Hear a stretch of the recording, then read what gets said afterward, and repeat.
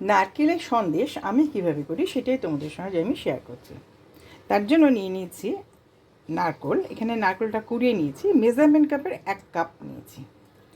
আর এর সঙ্গে দিয়ে দিচ্ছি দুধের সর। আমি এরকম সর তুলে রেখে দিই ডিপ ফ্রিজে, যখন যেমন দরকার লাগে আমি ইউজ করি।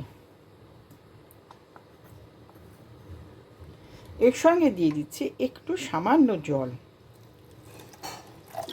আচ্ছা, আমি এখানে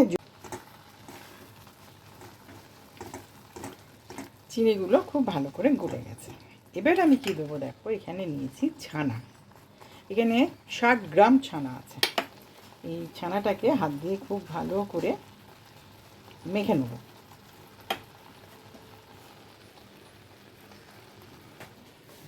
এই দেখো দেখিয়ে দিচ্ছি, এরমভাবে মেখে নেব।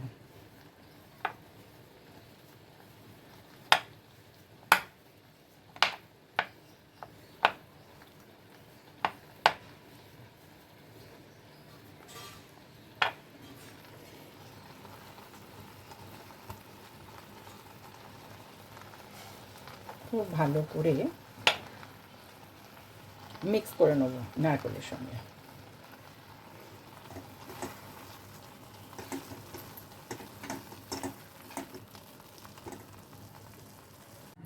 নারকেলের পুরটা হয়ে গেছে, আমি এখানে নামিয়ে রেখে দিয়েছি। আর প্লেটে আগে আমি একটু সামান্য ঘি লাগিয়ে নিয়েছিলাম, দিয়ে আর উপর থেকে একটুখানি আবার একটু ছোটো এলাচও গুঁড়ো ছড়িয়ে দিয়েছি। বেশ গরম আছে। আর এখানে আমি 2টো ছাঁচ নিয়ে নিয়েছি, জলে ভিজিয়ে রেখেছিলাম। তাতেও আমি একটুখানি করে ঘি দিয়ে দেবো। আর চিনি দেখো এতটা রয়ে গেছে, আর আমি দিইনি। এই 1 চামচের মতো চিনি বেঁচে গেছে। মিষ্টিটা তোমরা তোমাদের মতো যে যেমন পছন্দ করো সেইভাবে করো।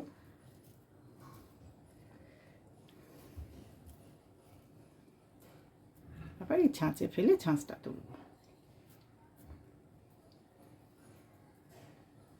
নারকেলের সন্দেশ আমার রেডি হয়ে গেছে, আমি তোমাদের সার্ভ করে দেখিয়ে দিলাম। আমার 12 পিস হয়েছে।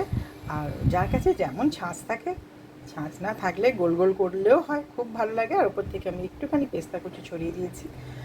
অসম্ভব টেস্টি হয়েছে। তোমরা দেখলেই তোমাদের সামনেই পুরোটা করলাম। ঠিক এইভাবে করো, যে কোনো অনুষ্ঠানে পুজোতে তুমি অনায়াসে এটা করে দিতে পারো, ভীষণ টেস্টি হয়।